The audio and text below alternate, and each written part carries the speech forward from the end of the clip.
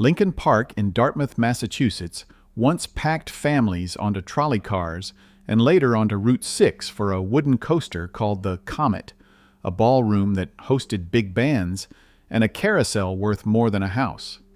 Then one December day in 1987, it just stopped. What followed wasn't a quick teardown. It was 25 years of fire, decay, and silence. To understand how a place like this disappears, you have to go back to 1894, decades before anyone was thinking about roller coasters at all. Back then, the Union Street Railway Company ran the trolley line connecting New Bedford and Fall River, and like a lot of streetcar companies at the turn of the century, they had a problem that sounds almost quaint today. Weekday ridership was fine. Weekends were dead, so they did what a lot of trolley companies did. They built a destination at the end of the line, gave people a reason to buy a ticket on a Sunday, and let the park do the advertising for them. They bought land straddling the Dartmouth and Westport town line, right along what would eventually become Route 6, and turned it into a picnic grove, grills, tables, a playground, a stretch of pine trees where families from the mills of New Bedford and Fall River could get off the trolley and spend an afternoon outside. It wasn't glamorous, it wasn't supposed to be. It was supposed to sell tickets. And it did. The park didn't even have its name yet. Early on it was called Midway Park, sometimes Westport Park, until the company let the public decide, choosing the name Lincoln Park by lottery. It's a small detail, but it tells you something about what this place was from day one. It wasn't handed down from some distant corporate office. It belonged to the people who used it right from the start. And that sense of ownership is part of why, decades later, people still talk about it like it was theirs. For a while, the picnic grove model worked exactly as intended. Weekend crowds poured off the trolley in numbers the company hadn't seen before, and local papers started covering the place the way you'd cover a fair, writing up the crowds, the games, the food. But here's the thing about building a business around a specific piece of technology. When that technology changes, so does your business, whether you're ready or not. Cars became affordable. Families didn't need the trolley to get anywhere anymore, and a plain picnic ground wasn't enough of a draw on its own. The park needed a reason for people to keep choosing it over just driving somewhere else, and that reason turned out to be reinvention. That reinvention came in 1941 when John Collins and a group of investors bought Lincoln Park for $40,000, a modest number even by the standards of the time. What they did next was not modest. They poured roughly $150,000 into the property, more than 3 times what they'd paid for it, building a 14-lane bowling alley, upgrading the dance hall into a real ballroom, and adding the rides that would define the park for the next 40 years. This is the moment Lincoln Park stopped being a nice place to have a sandwich and started becoming an amusement park in the modern sense. Opening day for the new version of the park drew crowds that backed up along Route 6. Kids pressed against car windows, trying to see the new rides before their parents had even found a place to park. And even here, in the excitement of a total reinvention, there's a small detail worth noticing. When the park's marquee coaster first opened, the cars weren't fully broken in yet, and operators reportedly loaded sandbags at riders' feet just to get enough weight for the train to complete the circuit. It's a strange little fact, almost a footnote, but it says something true about this entire story. Even at its most triumphant moments, Lincoln Park was held together by improvisation. Nobody thought much of it at the time. Why would they? The crowds were coming. The trolley cars, and later the cars on Route 6, kept pulling in. For a couple of generations, this was simply where you went. Regional identity, built one Sunday at a time. By the time you get into the 1940s through the 70s, Lincoln Park wasn't just a local amusement park. It was the amusement park for an entire stretch of southeastern Massachusetts. and the ride that made it famous had a name that fit its whole personality: the Comet. Built in the mid-1940s by the National Amusement Device Company, the Comet stretched roughly 3,000 feet, climbed 65 feet into the air, and hit speeds around 55 miles an hour on a wooden frame that groaned and cracked with every trip, which, if you've ever ridden an old wooden coaster, is half the appeal. It cost around $80,000 to build. It became the single most photographed, most remembered thing about the entire park. But the Comet wasn't alone. There was Comet Jr., a smaller coaster added in 1951 for the kids too young for the big one. There was the Monster Ride, a dark ride full of handmade papier-mâché creatures that terrified an entire generation of 10-year-olds in exactly the way a good dark ride is supposed to. There was a fun house, a Ferris wheel, a roller skating rink, and spinning quietly in the middle of it all, a carousel. By summer, the parking lot was regularly full. Ticket booths had lines stretching back toward the road, and school groups from across the South Coast were penciling Lincoln Park into their end-of-year field trip calendars, the same way you'd pencil in a trip to the ocean. That carousel deserves its own introduction, because it's going to matter a lot later in this story. It was a Philadelphia Toboggan Company machine built in 1920, decades older than most of the rides around it, featuring dozens of hand-carved horses, some standing, some jumping, a couple of ornate chariots for people who didn't want to ride a horse at all. It wasn't the flashiest thing in the park. It was, by most accounts, the thing people loved most.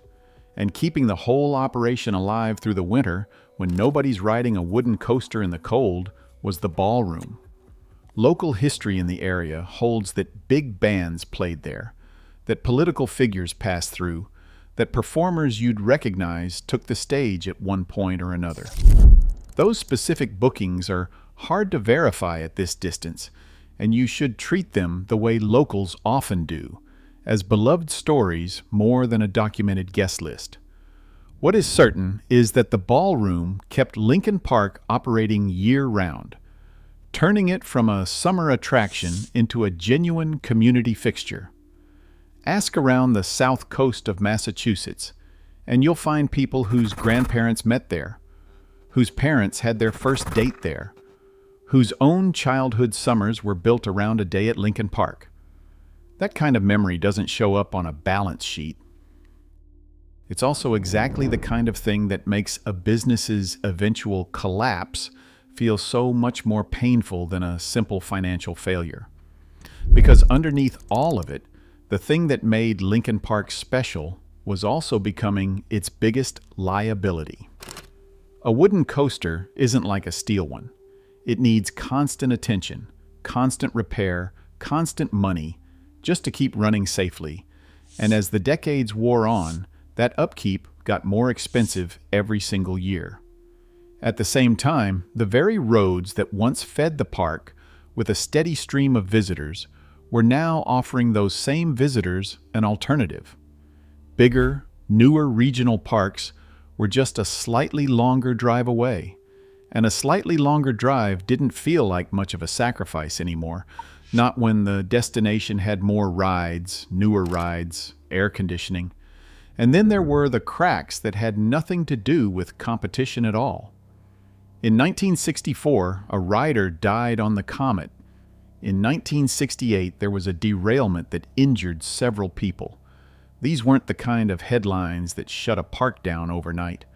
Parks absorbed incidents like this all the time in that era, patched things up, kept operating. But each one chipped away at something you can't easily rebuild once it's gone.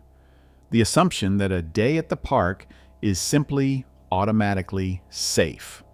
Here's the uncomfortable part of this story. On the surface, through most of the 70s and into the 80s, Lincoln Park still looked like it was thriving. The parking lot still filled up. The Comet still ran. Families still made the trip, but looking successful and being financially healthy are two very different things, and by the time anyone outside the company really understood the gap between them, it was already too late to close it quietly. By the mid-1980s, Lincoln Park needed saving, and in 1986 it got a new owner who promised exactly that. J. Hoffman bought the park, repainted it in a bold red, white, and blue, and put roughly $75,000 into restoration. In May of 1987, he told the Providence Journal that the rides had been inspected and were safe to operate. That's not spin added after the fact. That's what the owner said in print 5 months before everything fell apart. It sounded like a rescue plan. It wasn't. That same year, something happened that tells you everything about where the park's real priorities were heading. The carousel, the beloved 1920 Philadelphia toboggan machine that generations of kids had ridden, was sold off. At auction, it brought in $693,000, reportedly a record price for a complete carousel at the time. Think about that for a second. The single most cherished ride in the entire park, the one thing that wasn't the Comet that people still talk about, was worth more sold off in pieces of sentiment and craftsmanship than it was worth staying where it had always been. The most beloved attraction in Lincoln Park left the property before the park itself did. Then came the part of the story that actually ended everything. In August of 1986, a worker died on the Comet. The details differ depending on which account you read, whether he was an employee or a contractor, exactly how the accident happened. And it's worth being careful here rather than pretending the record is cleaner than it is. What's not in dispute is that it happened, and that it happened on the park's signature ride. A little over a year later, on September 29, 1987, the Comet's brakes failed. The last car of the train derailed, leaving passengers dangling above the track, injuring several riders in what most accounts put at 4 people hurt. That was the Comet's final run. It never operated again. 2 months after that, on December 3, 1987, Lincoln Park closed. And here's the thing that makes this ending so strange. There was no dramatic final day, no farewell season, no big send-off. The park simply owed money it couldn't pay, roughly $48,000 in back taxes. Another $13,000 for unpaid police details, the officers who'd been staffing the place for crowd control and traffic. That's it. That's how a 60-year-old regional landmark actually ends. Not with an announcement, but with an unpaid bill. Around 48 rides were dismantled and auctioned off, scattered to other parks and private buyers, and Lincoln Park sat there, empty, on Route 6, for the first time in nearly a century. In 1988, the property went up for sale at $3.5 million, a price that assumed someone out there still saw value in reviving the place as it was. Nobody bought it. Shawmut Bank foreclosed. That was false hope number 2. Gone almost as fast as it appeared, and it set the tone for what the next several years would actually look like. Not a quick teardown, not a redevelopment, just a slow, ugly disintegration that nobody with the money to stop it seemed interested in stopping. What happened next is where most people's understanding of this story gets it wrong. A lot of locals remember Lincoln Park burning down as a single event, one big fire that ended everything. That's not what happened. What happened was worse, in a way, because it happened slowly, in pieces, over years. In 1990, a fire tore through about 10 buildings. The bumper cars, the first aid station, a handful of concession stands. In 1991, another fire took the ballroom itself, along with the tap room and offices, reportedly started by teenagers playing with fire inside an empty building that nobody was watching anymore. In 1992, a third fire destroyed roughly 13 more structures, including the bowling alley, the skating rink, and the building that had once housed that carousel. A fourth fire in 1993 took the food stands and the old entrance archway. A fifth, around 1997, finished off the maintenance warehouse. By the time it was all over, something like 90% of the park's physical structures had burned, not in one dramatic blaze, but in a slow, repeated pattern of neglect, meeting arson, meeting more neglect. What was left behind after each fire was the same kind of scene: blackened foundations, twisted metal where a ride used to stand, weeds already pushing up through cracked pavement before the smoke had fully cleared. In 1993, in the middle of all this, a group called the Bronhard Trust bought the ruined property for $265,000, a fraction of what it had once been worth whole. They didn't rebuild it. They allowed photographers onto the site with permission, and Lincoln Park quietly became something new. A destination for urban explorers, ruin photographers, people fascinated by the eerie sight of a dead amusement park slowly being reclaimed by weeds. The crowds that used to come for the Comet were now replaced by a much smaller, much stranger crowd, coming specifically because the park was abandoned. In 2002, Midway Realty bought the site for $1.85 million, and for a moment, there was talk of a real future. A stop-and-shop supermarket was floated. Low-income housing plans were discussed. Neither one happened. The supermarket deal went elsewhere, and the housing plans stalled out over concerns about well water contamination on the site. That's false hope number 3, and by this point, the pattern should feel familiar. A plan gets announced. It sounds substantial. Almost none of it actually happens.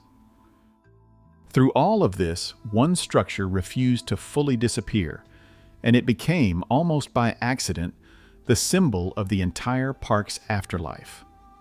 The Comet. Unlike everything else, it didn't burn. It just slowly gave up. In a January 2005 snowstorm, the lift hill collapsed under the weight of ice and neglect. In 2008, the platform roof came down. Around 2009, a large section of the rear curve collapsed as well, rotted through after 2 decades of New England winters with nobody maintaining it. For years, the skeleton of the Comet stood there anyway, visible from the road, a wooden ghost that locals could point to and say, "That's what's left. That's what it used to be." Photographers made a habit of stopping along Route 6 just to shoot it, this half-collapsed silhouette against the sky, rust and rot where 65 feet of speed and screaming used to be. It finally came down for good in 2012 when the town approved a roughly $45 million mixed housing development for the site under the state's Smart Growth Program. Site clearing began in May of that year, and on July 11, 2012, the Comet was formally demolished, 25 years after it had last carried a passenger. In a strange, almost fitting final detail, some of the old wood was repurposed into Adirondack chairs, sold to raise money for charity. The ride that once launched families 65 feet into the air ended its life as porch furniture. So what's actually there now? Not a ghost town, not an empty lot, something quieter and, in its own way, stranger. The first apartments opened in 2016 as part of a development called the Residences at Lincoln Park, built by Peabody Properties, eventually totaling around 138 apartment units, plus a run of single-family homes. The final phase, senior housing, leased up in 2018. Where the Comet used to run, there are now driveways and mailboxes. And here's the detail that gets people every time.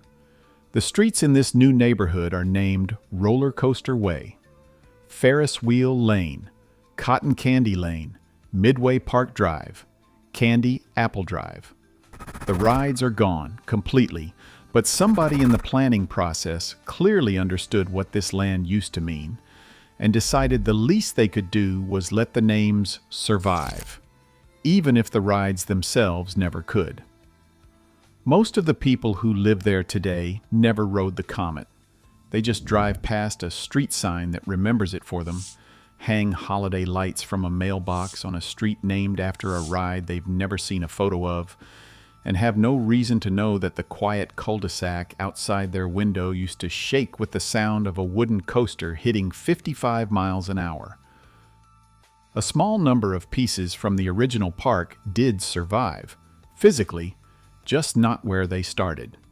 The carousel, the one sold off in 1986 for a record price, was eventually restored and reopened in 1992 at Battleship Cove in Fall River, where it still operates today, spinning for a completely different generation of families who have no idea it came from Lincoln Park at all. Both rides are still out there, still working, still making people smile. They just do it somewhere else, under a different name, with no memory of the place they came from attached. Ride them today and nobody hands you a brochure explaining where they used to stand, or what burned down around them while they waited for someone to save them. Back on the original site, at the corner of Reed and Beeden Road, there's a small history kiosk now, part of the Dartmouth Heritage Trail, built by students from a local vocational technical high school. It's not much. A sign, some history, a few old photographs. But it's the closest thing this piece of land has to a headstone, a small acknowledgement planted where the entrance gate used to stand. The memory of the place has outlasted almost everything physical about it. Local newspapers still run retrospectives on Lincoln Park every few years. Facebook groups fill up with old photos and half-remembered stories every time someone posts asking, "Does anyone else remember Lincoln Park?" People share their best day at the park the way you'd share a memory of a relative, warmly, specifically, like it still matters. And it should be said plainly, because this story shouldn't get sanded down into pure nostalgia. Lincoln Park wasn't only a place of childhood joy. In 1982, a night watchman named Raymond Santos was shot and killed during an attempted robbery at the park. A reminder that even a beloved local landmark carries real, sometimes dark history alongside the fond memories. It's the kind of history that doesn't fit neatly into a nostalgic highlight reel, and it shouldn't be left out just because it complicates the story. That's the full shape of it.